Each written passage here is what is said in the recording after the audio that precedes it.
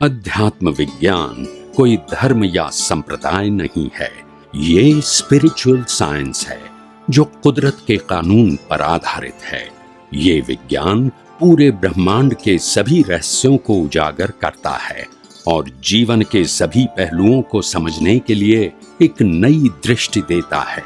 इसी को art of vision कहते हैं, दुनिया को देखने की एक नई दृष्टि, जो अध्यात्म विज्ञानी परम पूज्य स्वामी श्री कमलेशानंद जी के निर्देशन में सनातन सत्य का अनुसंधान कर हमारे जीवन को प्रकाशित करे। जय सच्चिदानंद। भाइयों और बहनों, मातृशक्ति को नमन। हम धीरे धीरे बहुत गहरी सत्संग की ओर जा रहे हैं। हम जो है अपना आप को भावित करते हुए अपने निज स्वरूप के करीब पहुंचने को जा रहे हैं, अपने गंतव्य को पहुंचने जा रहे हैं। और जब देखते हैं कि रास्ता लंबा होता है और रास्ते के अंदर प्रोत्साहित करने वाला कोई भी ज्ञानी पुरुष साथ में होता तो रास्ता वो छोटा हो जाता है। तो ये हमारा निज पहचान का रास्ता जो है हमें बराबर मिलता जा रहा है, क्योंकि अनुभवी ज्ञानी पुरुष जो कि सिद्धांत पर बात करते हैं, सनातन सत्य पर बात करते हैं, जो कि कुदरती रचना और कुदरत के कानून पर आधारित होता है। तो ऐसे स्वामी जी को पाकर के हम करते हुए आप सबकी तरफ से स्वामी जी के प्रति बहुत बहुत अनंत गहराइयों से जो अभिनंदन। जय सच्चिदानंद। जय सच्चिदानंद। स्वामी जी, आपने गुण ठाणा की बात कही, तो क्रमिक मार्ग में गुण ठाणा 14 माने गए हैं। 14। 5वां गुण ठाणा जो श्रावक है, यानी जो त्याग पचकान करने वाला श्रावक है, वो चौथा साधु जो है वो 5वां हो जाता है। और ऐसा बताया जाता है कि इसके बाद जो साधु प्रोग्रेस करता है, 6ठा, 7वां और 8वां के अंदर 2 डायरेक्शन निकलती है। एक डायरेक्शन तो ये होती है कि वो निश्चित ही वो उस वर्ष में मानते हैं और आप कहते हो ज़्यादा से ज़्यादा केवल दर्शन हो सकता है। खैर चलो, इस डिफरेंस को छोड़ देते हैं एक बार। तो 8वां जो होता है वह उस दिशा के अंदर वो अगर 11वें को जो कि मोह से जुड़ा हुआ होता है, शांत मोह होता है, उसको टच करती, जैसे कि सांप चिड़ी का खेल होता है और 11वां है सांप का मुंह है, वो सांप काट देता है तो जाकर के पहले के अंदर गिर जाता है। और 8वां को जिसने जो है वो क्षपक श्रेणी ले ली, वो 11वां को टच नहीं करता। वो 12वां को जो है जो क्षीण मोह होकर के, यानी वो जो है वीतराग बन जाता है और थोड़े समय के अंदर जो है वो केवल ज्ञान को प्राप्त करता है, लंबे समय तक रहता है। 12वें और 13वें में सिर्फ अंतर्मुहूर्त होता है, 13वें में लंबे समय तक आयुष्य के अधीन रह सकता है और 14वां तो अंतिम होता है, मोक्ष में जाने वाला। उ री ली, खाली 5 अक्षर बोले जितने में वो मन वचन काया छूट करके मुक्ति को चला जाता है। तो मुख्य जो इसके अंदर लंबे समय तक रहने वाले हैं, पहला है, चौथा है, 5वां है, 6ठा है और 13वां है। खैर चलो, ये तो उनकी बात है। तो मैं ये प्रश्न करना चाहता हूँ, अध्यात्म विज्ञान की दृष्टि से क्षपक श्रेणी उसको मानी जाती है जिसको उसी भव में मुक्ति को जाने वाला है और आपके हिसाब से नेक्स्ट भव में जाएगा। वो अंतिम पुरुषार्थ केवल दर्शन है, ये बात आएगी आगे, वो पहले ही मैं स्वीकार कर लेता हूँ, क्योंकि अपन ने बहुत गहरे डिस्कशन किए हैं पहले भी। तो जो है ये 8वां जो करवट लेता है, जो क्षपक श्रेणी वाला, एक क्षपक श्रेणी को जो है वो क्रमिक मार्ग में तो क्लियर है और अध्यात्म विज्ञान में क्षपक श्रेणी 8वां गुण ठाणा जो कि अंतर्मुहूर्त का सारे जो है 5वां 6ठा को छोड़ के 7वां 8वां 9वां 10वां 11वां जो है वो 12वां सब जो है वो अंतर्मुहूर्त के, जो बड़ा है वो खाली 13वां है, 5वां 6ठा 4था और पहला तो बहुत जो है लंबे समय का होता है। तो इस तरीके से क्षपक श्रेणी का अध्यात्म विज्ञान से जो है मैं संबंध जोड़ना चाहता हूँ। ये प्योरिटी ऑफ द सोल है कि जितना जितना हमारा ज्ञान दर्शन का डेवलपमेंट से जुड़ी हुई बात है, तो कृपया शपक श्रेणी को जो है अध्यात्म विज्ञान से और अध्यात्म जो ज्ञान दर्शन के डेवलपमेंट में से जोड़ करके इसको बताइए। प्रश्न के लिए धन्यवाद। हमारे आध्यात्म के मार्ग के अंदर जिस प्रकार से डेवलपमेंट की बात गुंठाना के जैन धर्म के गुंठाना के रूप में बताई गई है, इसमें आपने कहा कि क्रमिक मार्ग के अंदर चौथा गुंठाना, छठा गुंठाना, पांचवा, चौथा, पांचवा, छठा, चौथा, पांचवा, छठा और बारहवां, तेरहवां, तेरहवां गुंठाना लंबा होता है। सबसे लंबा तो पहला, हाँ, और बाकी ये भी लंबे ही है, मतलब ज्यादा समय तक, बाकी सब अंतर्मुहूर्त है। तो अध्यात्म विज्ञान उसके बारे में क्या कहता है? तो सबसे पहली बात ये है, शपक श्रेणी वो खास तौर से, हाँ, जो उत्थान है, हाँ, तो निश्चित होता है मोक्ष जाएगा। तो कहने का मतलब ये है कि आध्यात्म विज्ञान में चौथे गुंठाने को हम संकित तो जरूर कहते हैं, और पांचवा और छठा और सातवां गुंठाना उस संकित प्राप्त करने के बाद यूनिवर्सल ट्रूथ समझने का डेवलपमेंट का पाथ है। 5, 6 और 7। जैन धर्म में छठा गुंठाना में साधु अवस्था या ब्रह्मचर्य की बात कही है, मगर हम इसको साइड में रखते हैं। अभी चौथे गुंठाना के अंदर संकित प्राप्त करने के बाद 5, 6, 7 ये विज्ञान को चौतरफ से समझने का गुंठाना है। जिस जिस लेवल पे आपने समझ लिया सनातन सत्य को, ये आपको एक लेवल मिल गया, फिर आगे समझा लेवल मिला, फिर आगे समझा एक लेवल मिला, तो समझ में आ गया वो एक लेवल है। तो समझ में आना वो फर्स्ट स्टेप है। समझ में आया वो अनुभव में आया ऐसा नहीं बोल सकते। तो 5, 6, 7 तो आध्यात्मिक डेवलपमेंट को समझने का मार्ग है, और 7 के अंदर सब समझ में आ गया, और सब समझ में आने के बाद आप पूरे विज्ञान को आप अप्लाई करते हो 8, 9, 10 और 11 में। इस स्टेप है। जैसे जैसे आप संपूर्ण विज्ञान को उपयोग करते हैं अवस्था में, तो आपकी परिणति बढ़ जाती है। शपक श्रेणी 5, 7 से फिर 8, 9, 10, 11 जाती है, फिर वापिस आके 8 में आ जाती है। वो लंबी टिकती नहीं है। तो ये जो मार्ग है वो बाधा काल का मार्ग है, और बाधा काल का मार्ग के अंदर बहुत सारे समर्थ पुरुष भी ये शपक श्रेणी के मार्ग में, यानी 12 गुंठानवे को यहाँ आध्यात्म विज्ञान में केवल दर्शन बोलते हैं।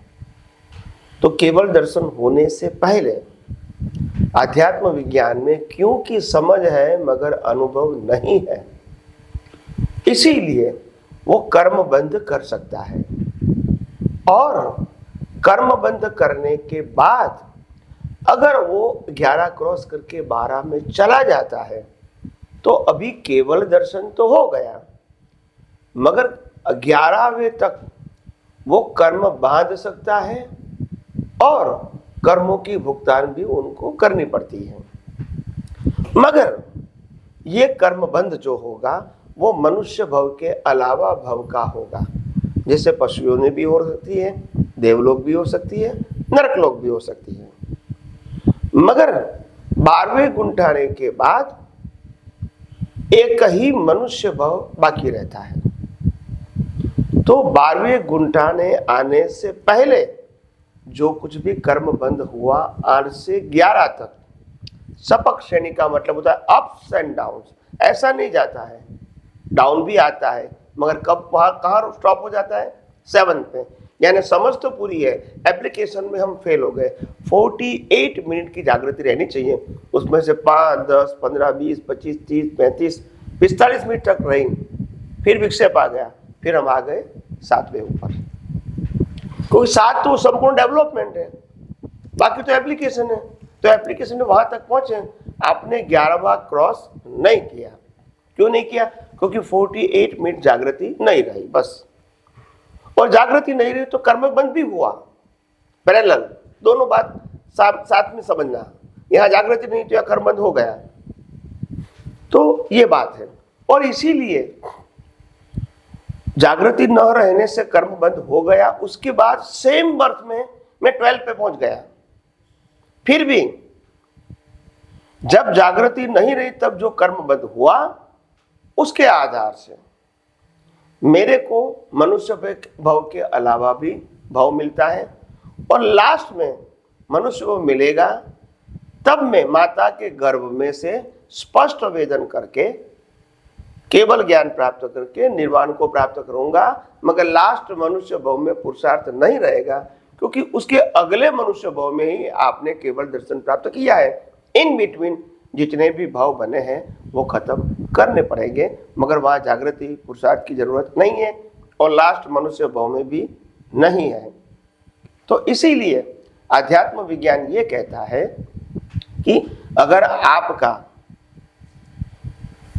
आप तीर्थंकर होने वाले हैं नेक्स्ट मनुष्य भाव में, और अभी ये अगला मनुष्य भाव आपका है, लास्ट बर्थ से अगला मनुष्य भाव है आपका, और वो मनुष्य भाव में अगर आपको केवल दर्शन होने से पहले कर्म बंद हो गया है तो नरक में भी जाना पड़ेगा। नरक में जाके मनुष्य भाव में आके केवल ज्ञान प्राप्त करके निर्वाण प्राप्त कर सकते हैं, मगर बंद हुआ तो भुगतान तो होगी। तो यहां 11वें तक पुरुषार्थ है इज इक्वल टू केवल दर्शन तक पुरुषार्थ है, और केवल दर्शन को 12वां गुंठाना कहते हैं। उसका दूसरा नाम है सहायक संकित। सहायक संकित के पहले कर्म बंद होता है। क्या बताया? सहायक संकित से पहले, क्योंकि वो 100% वो इसको पास नहीं कर सकते। समझ में है, अनुभव में, उपयोग में नहीं है। तो उपयोग होना चाहिए। मैंने कहा ना, विज्ञान को समझना एक अलग बात है और विज्ञान को उपयोग करके अनुभव करना। आखिर आध्यात्म का, मुक्ति का मार्ग अनुभव के बेस पर आधारित है, सिर्फ नॉलेज के बेस पर आधारित नहीं है। तो आपको 7वें गुंठाना में सब समझ में तो आ गया, विज्ञान पूरा समझ में आ गया, मगर अभी एप्लीकेशन चाहिए। वो एप्लीकेशन जितने समय रहेगी तो आपका गुंठाना बढ़ेगा, और वो 48 मिनट नहीं रहेगी तो कम बैक ऑन 7th के नीचे आप नहीं जाओगे। इसीलिए हमने कहा कि स्पिरिचुअल डेवलपमेंट में माइनस नहीं होता है।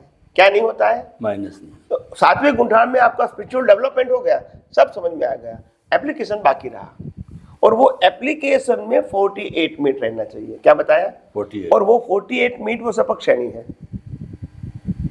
तो मैंने कहा कि सेम बर्थ में आप 48 मिनट नहीं हुई तो कर्म बंद तो होता रहेगा, मगर वही बर्थ में अगर 48 मिनट हो गई तो आप केवल दर्शन भी प्राप्त कर लिया। अभी मनुष्य भाव एक ही रहेगा, केवल दर्शन के बाद मनुष्य भाव एक ही रहेगा। मगर 48 मिनट न रहने से जो पहले कर्म बंद किया उससे आपको मनुष्य भाव के अलावा गति मिलेगी, क्योंकि मनुष्य भाव में तो पुरुषार्थ होगा ही नहीं। तो जो बंद किया है, पुण्य विशिष्ट प्रकार का होगा तो देवलोक मिलेगा, और पाप विशिष्ट प्रकार का है तो नरक गति मिलेगा। तो कई लोग कहते हैं कि इतने हायर लेवल का व्यक्ति भी देवलोक या नरक लोक में जा सकते हैं, पुण्य पाप की बेड़ी में जा सकता है। तो मैंने बोला हाँ, वो इतना डेवलप है, इसीलिए उनके कर्मों की जो तीव्रता है, पॉजिटिव या नेगेटिव, वो हाई लेवल की होती है, वो लो लेवल की नहीं होती है। तो इसीलिए उसको या तो देवलोक में जाते हैं या तो नरक लोक में जाते हैं, फिर बाद में मनुष्य में आके मोक्ष में जाते हैं। चाहे नरक लोक में से चाहे देवलोक में से भी मनुष्य में आके मोक्ष में जाते हैं, और हमारे शास्त्रों में उसके बहुत सारे उदाहरण भी हैं। तो इसलिए नरक गति जाना वो कोई गलत बात नहीं है, मगर चूक हो गई और कर्म बंद हो गया तो ऐसे महापुरुषों को भी नरक में जाना पड़ता है। मगर उसमें कोई, मैंने कहा ना कि डरने की जरूरत नहीं है। कुदरत कहती है कि मैं आपको जो कर्म बंद किया उसके लिए बॉडी, संजोग, शक्ति आई प्रोवाइड यू। अगर मैं प्रोवाइड नहीं करूंगा और तुम नर गति में गए, तुम्हारे पास शक्ति नहीं है और तुमको भुगतान करनी है 10 लाख की, मगर आप तो 5 साल में मर गए, तो क्या करेंगे? नहीं, 10 साल तक जिंदा रखना मेरी जिम्मेदारी है, क्योंकि आपको भुगतान करना है, चाहे पुण्य चाहे पाप। तो ये कुदरत का पावर है, हमारा पावर नहीं। हमारा पावर बीच का है, फल का पावर उसका है। और इसीलिए ज्ञानी भगवंत फरमाते हैं कि कर्मों से मत डरो। और इसीलिए आध्यात्म विज्ञान ने खास कहा है हमको यहाँ जो अज्ञानता के बस कर्म बंद हो चुके हैं, इसका प्रायश्चित करने की जरूरत नहीं, मगर आगे बढ़ो और केवल दर्शन तक पहुंच जाओ। बस कर्मबंध की भुगतान तो होगी, मगर पीछे जाने की जरूरत नहीं। और इसके लिए मैंने एग्जाम्पल भी दिया।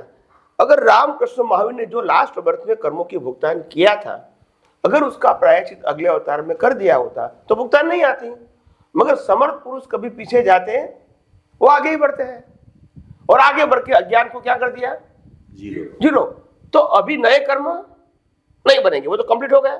मगर पुराने कर्म है तो 1, 2, 3, 4 अवतार भी हो सकते हैं, मगर मनुष्य को कितना आएगा? एक ही आएगा। तो ये आध्यात्म विज्ञान कहता है। तो मैंने अपनी तरफ से आध्यात्म विज्ञान ये 14 गुंठाने को क्या मान रहे हैं वो अपने दृष्टि से, सिद्धांतों से मैंने बताने की एग्जाम्पल के साथ कोशिश किया। स्वामी जी आपका बहुत बहुत धन्यवाद। क्रमिक मार्ग का गुण ठाना और आपका गुण ठाना में ये बताया आपने कि 7वें गुण स्थान तक पूरा चौथे से लगा के सम्यक तो आता है, वैसे 7वें तक जो है वो समझ पैदा करता है विज्ञान की, और 7वें में सारी समझ आ जाती, फिर केवल एप्लीकेशन बाकी रहती है। लेकिन वो एप्लीकेशन जो है वो करता करता जो 8वां, 9वां, 10वां, तो 11वां में रिस्क होती है उसकी, तो उसमें वो कोई भी गति को प्राप्त हो सकता है, नरक या जो है देव गति वगैरह। वो गति ऐसी रिस्की है कि वहाँ से सांप काटने से नीचे पड़ने वाली बात, मतलब कि वह जो है वो उसको अभी कर्म बाकी है उसके होने, और 12वें के होने बाद क्षायिक आता है, और क्षाय के बाद केवल दर्शन, अंतिम पुरुषार्थ नेक्स्ट बर्थ में केवल ज्ञान। आपने बहुत सुंदर तरीके से गुण ठाना की परिभाषा की, समझाया, व्याख्या की। स्वामी जी आपका बहुत बहुत धन्यवाद। स्वामी जी, जो अभी हम ये गहन ज्ञान दर्शन की बात कर रहे हैं, तो इस गहनता को प्राप्त करने के लिए ज्ञान दर्शन के अंदर जो आपने बताया कि डेवलपमेंट करना पड़ता है। प्रतिष्ठित आत्मा एक ऐसा विषय है कि व्यक्ति को पुरुषार्थ की जब बात आती है, क्योंकि आज का युग है पुरुषार्थ का डंका बज रहा है, पुरुषार्थ किए बिना कोई व्यक्ति संतुष्ट नहीं होता, चाहे वो प्रकृति का पुरुषार्थ करता हो, चाहे अध्यात्म को पुरुषार्थ करता हो। यानी पुरुषार्थ के बिना उसको खुद को संतुष्टि नहीं होती। मैंने कुछ किया ही नहीं तो मैं कैसे परीक्षा में पास होऊंगा, मैंने धंधा किया ही नहीं तो मैं कैसे कमाऊंगा पैसा। और इस तरीके से खुद की संतुष्टि के लिए भी पुरुषार्थ एक बहुत ही आवश्यक होता है। यानी लाइव प्रतिष्ठित आत्मा पर हमको बहुत कंसंट्रेट करना है और अध्यात्म विज्ञान को समझना है। तो ईगो लाइव प्रतिष्ठित आत्मा, इसको जो सृजन करता है, जो हमारी फैक्ट्री है, जो हमारा प्रोसेसर है, उसको बहुत समझना है। तो इसी पर ही मैं प्रश्न करना चाहूँगा कि कृपया जो आपने प्रोसेसर बताया कि मन, बुद्धि, चित्त, अहंकार है, ये सारा जुड़ा हुआ रहता है, हमारा जो लाइव ईगो को प्रतिष्ठित आत्मा से जुड़ा हुआ रहता है, और ये सारे फंक्शन करते हैं। उसके अंदर पूरा वर्तमान का ज्ञान दर्शन वगैरह पूरा सिस्टम जो है हमारा, जैसे लोकसभा, विधानसभा होती है, तो वो मुख्य हमारी लाइव प्रतिष्ठित आत्मा है। वही सब नियम बनाती है, कानून बना, मतलब जो उसका जो पुरुषार्थ का जो इकट्ठा करती है। तो कृपया थोड़ा सा और गहराई से जो है लाइव प्रतिष्ठित आत्मा और प्रोसेसर को आप बताइए, ताकि हमारे श्रोताओं को ये चीज़ ज़्यादा से ज़्यादा बताने की है। क्योंकि फैक्ट्री में ही प्रोडक्शन हो रहा है, तो फैक्ट्री को नहीं समझेंगे तो फिर हमारा सृजन का मुख्य काम, क्यों डिस्चार्ज में तुमको कुछ करना ही नहीं है, वो तो ऑटो मोड से हो रहा है, चलता रहेगा, होता रहेगा। हमको सृजन में केयरफुल रहना है। तो कृपया इसको और ज़्यादा लाइव ईगो प्रतिष्ठित आत्मा प्रोसेसर को और थोड़ा गहराई से समझाइए। प्रश्न के लिए धन्यवाद। देखो, सबसे बड़ी बात ये अध्यात्म विज्ञान में क्या होती है कि आपने कहा कि ये प्रोसेसर, उसमें लाइव भाग है और दूसरी जो है मैकेनिकल, वो डिस्चार्ज है। तो दोनों को हम डिफाइन कैसे करें पहले, क्योंकि दोनों एक्टिव लगता है, हालांकि एक्टिव एक ही है, मगर ये डिस्चार्ज के रूप में एक्टिव लगता है और ये चार्ज के रूप में एक्टिव है, मगर दोनों में प्रोसेस तो होती है। तो हम कैसे आइडेंटिफाई करें कि ये लाइव है और ये मैकेनिकल है। एक का शूटिंग हो रहा है और एक प्ले हो रहा है, दोनों को हम कैसे आइडेंटिफाई करें, क्योंकि दोनों, यहाँ डिस्चार्ज प्ले होता है तो वो भी तो एक्टिव दिखता है और यहाँ रिकॉर्डिंग होता है वो भी एक्टिव दिखता है। तो हम दोनों को डिफाइन कैसे करें अपनी सामान्य बुद्धि से। तो इंपॉर्टेंट बात यह है कि मैकेनिकल भाग जो होता है वो मैकेनिकल भाग होता है, उसमें जो कुछ रिकॉर्ड है वो रिकॉर्ड ही प्ले होता है। लाइव भाग में रिकॉर्ड नहीं है, आप नई रिकॉर्ड बनाते हैं तो आपको इन्वॉल्व होना पड़ता है, क्योंकि आप लाइव है, लाइव ईगो लाइव है, आप समझे। तो इसीलिए जब आप लाइव हैं और आप जुड़ जाते हैं तो नया कर्म बनेगा, और नहीं जुड़ जाते हैं तो कर्म की संवर पूर्वक निर्जरा हो जाती है। तो इंपॉर्टेंट बात है कि हम इसको आइडेंटिफाई कैसे करें। तो कि जो लाइव भाग होता है वो कैसा होता है, जैसे हमारा आज बैंक अकाउंट है और बैंक अकाउंट के अंदर आज डिजिटल सिस्टम्स है, क्रेडिट एंड डेबिट। वो क्रेडिट एंड डेबिट को ऑपरेट करने वाला जो क्लार्क होता है वो कोई भी अकाउंट देख सकता है, इसमें प्लस होता है माइनस होता है, मगर इसको इफेक्ट नहीं होती है। तो मैकेनिकल जॉब करता है, इज अ क्लरिकल जॉब या मैकेनिकल जॉब। मगर जो अकाउंट का मालिक है उनको क्रेडिट और डेबिट की असर होती है। तो लाइव कौन है? मालिक। और देखने वाला कौन है? क्लर्क है। तो यहां डिस्चार्ज भागनो देखने वाला जो डिस्चार्ज अंतस्करण है वो क्लर्क है। और अगर लाइव भाग जुड़ जाता है तो इनको इफेक्ट होती है, और अगर लाइव भाग डिस्चार्ज भाग को कुदरती रचना देखते हैं तो कोई असर नहीं होती। सेठ और मुनीम हो गया। अभी आप समझे या। तो कहने का मतलब एक मैकेनिकल पार्ट है और एक लाइव पार्ट है। तो मैकेनिकल पार्ट को जो इफेक्ट होती है वो देखने जानने की इफेक्ट होती है, क्योंकि वो कुछ कर नहीं सकते और लाइव भी नहीं है, आप समझे ना। तो ये जो लाइव भाग है वो जब जुड़ जाता है तो उसको प्लस एंड माइनस जो डिस्चार्ज है उनके भी असर इनको होती है, और तभी वो नया राग द्वेष करते हैं। तो इसीलिए हम कहते हैं कि नया राग द्वेष तब होता है जब लाइव भाग जुड़ जाता है। तो इसीलिए हमारी जागृति ये रखनी है कि मन वचन काया के कोई भी संजोग और डिस्चार्ज प्रोसेसर में इफेक्ट होती है कोई पर संजोग, अगर आप मैकेनिकल इज इक्वल टू कुदरती रचना देख सकते हैं तो लाइव भाग कोई नया कर्म चार्ज नहीं करेगा और वही लाइव भाग का सही पुरुषार्थ है। तो आइए हम आगे और भी आध्यात्म विज्ञान में बात करते रहेंगे। स्वामी जी, ये जो लाइव ईगो की बात अभी पूरी हुई नहीं है, हम इसको नेक्स्ट में और लेंगे क्लियर करने के लिए, क्योंकि बहुत इंपॉर्टेंट है, पुरुषार्थ से जुड़ा हुआ है, सृजन से जुड़ा हुआ है, हमारे जीवन से जुड़ा हुआ है और हमारे प्रोग्रेस से जुड़ा हुआ। तो ये हमारा एपिसोड यही संपन्न हो रहा है।